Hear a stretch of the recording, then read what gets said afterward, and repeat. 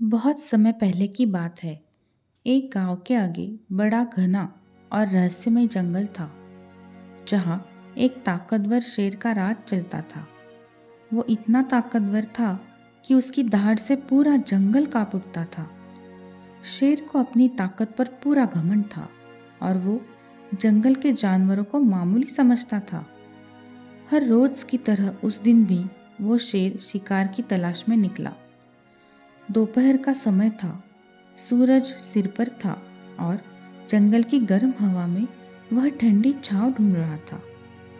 शेर नदी के किनारे बढ़ा क्योंकि उसे प्यास लगी थी और भूख भी बहुत लगी थी। जैसे ही वो नदी के किनारे पहुंचा, उसकी नज़र एक छोटे से कछुए पर पड़ी। वो धीरे धीरे पानी की ओर बढ़ रहा था। शेर की आंखों में चमक आई।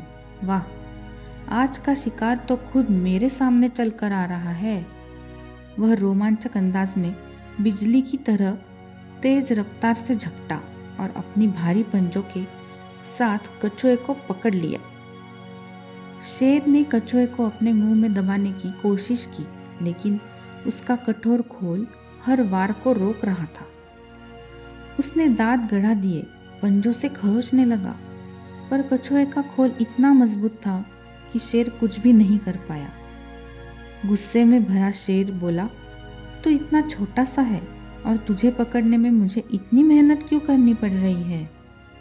कछुए ने बड़ी नरमी से कहा, महाराज, मेरा ये खोल सूखा हुआ है, इसलिए इतना मजबूत है।